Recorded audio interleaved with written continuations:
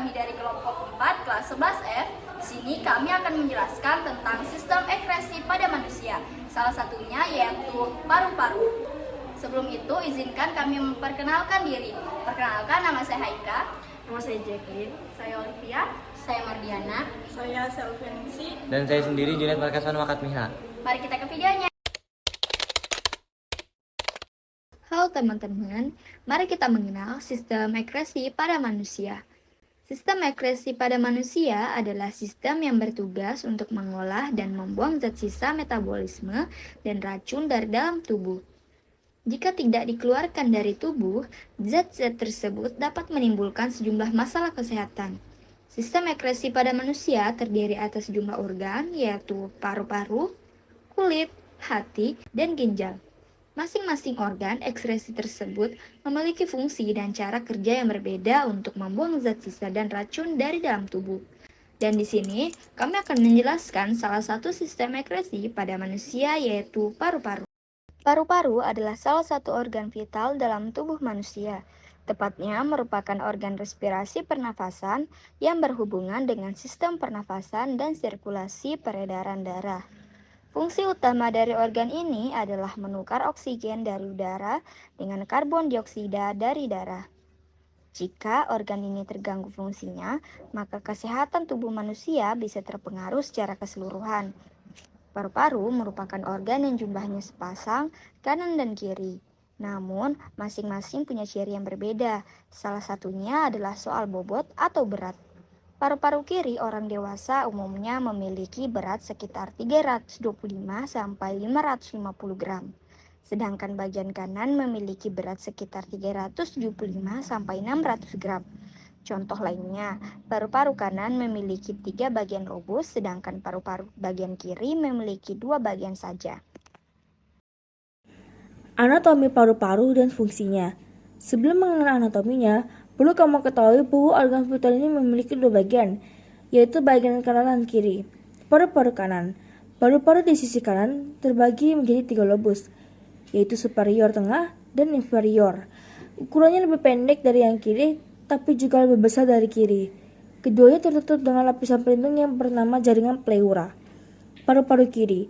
Paru-paru kiri memiliki 2 lobus, yaitu superior dan interior. Ukuran yang kiri lebih kecil daripada yang kanan, karena jantung berada di tempat lobus tengah paru-paru kiri berada. Selanjutnya adalah fungsi paru-paru.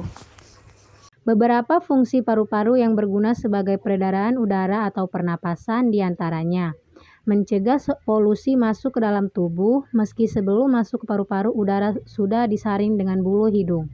Partikel kecil yang masuk akan berhenti pada lapisan mucus atau sputun. Menyebarkan oksigen ke dalam tubuh, udara yang sudah masuk ke dalam tubuh itu kemudian akan diolah lagi di dalam paru-paru untuk dipisahkan dengan karbon dioksida.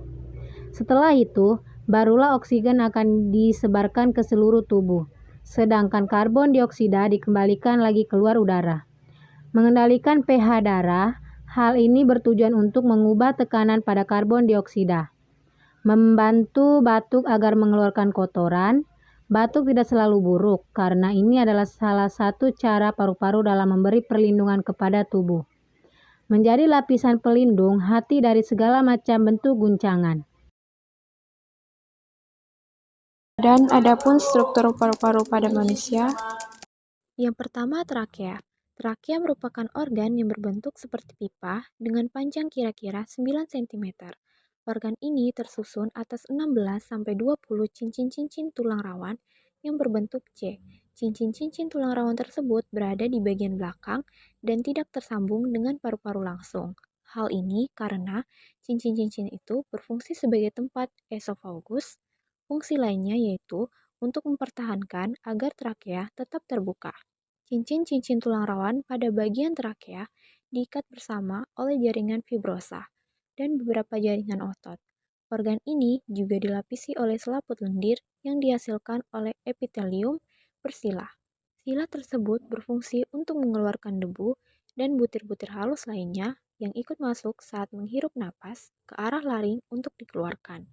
Pada paru-paru, trakea ini memiliki 2 cabang bernama bronkus. Yang kedua, bronkus. Bronkus adalah cabang tenggorokan berbentuk seperti batang yang jumlahnya sepasang. Satu ke arah paru-paru kanan, sementara satu lagi menuju paru-paru kiri. Ukuran bronkus yang ke arah kiri lebih panjang dan sempit. Posisinya pun lebih mendatar daripada yang kanan. Itulah yang menjadi alasan mengapa paru-paru kanan lebih mudah terserang penyakit.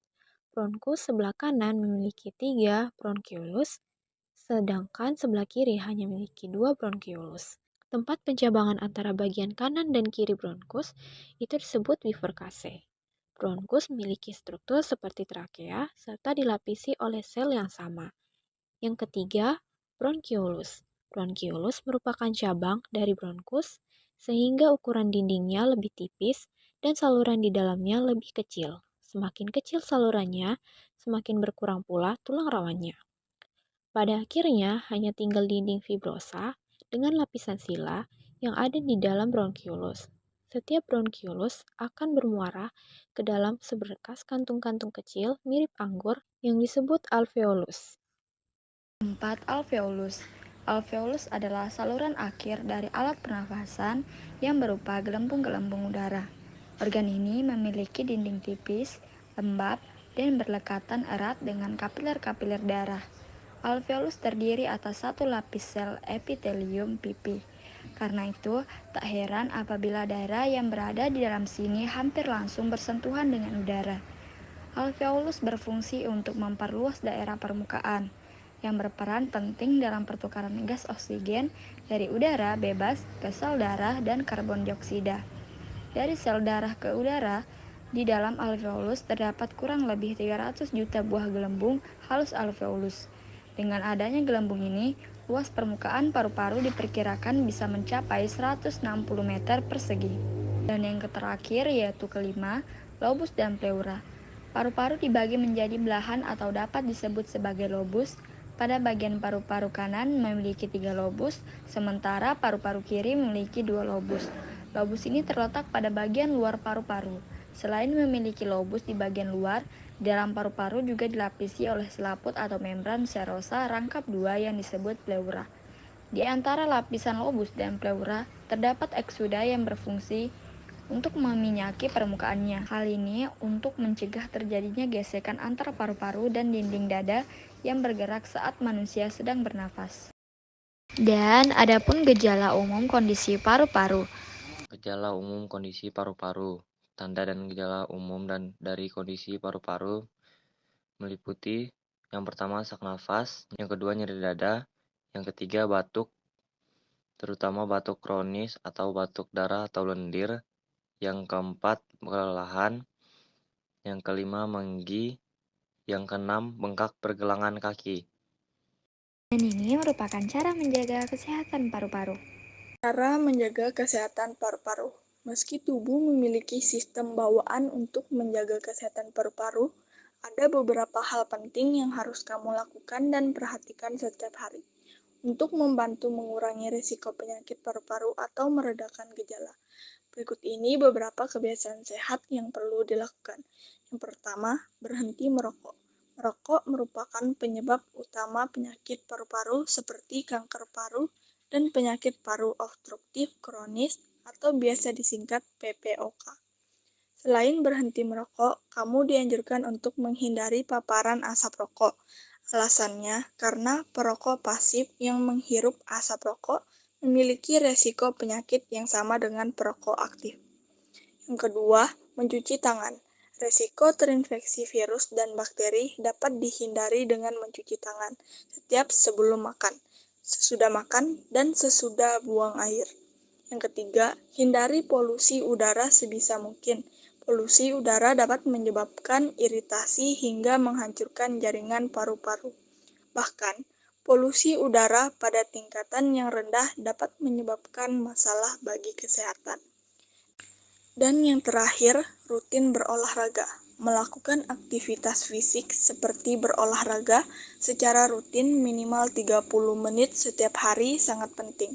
Kebiasaan ini dapat menjaga kesehatan paru-paru, menjaga kestabilan emosi, dan membantu mengelola stres. Sekian dari penjelasan kami, semoga bermanfaat. Jangan lupa like, komen, share, Dan subscribe. bye-bye.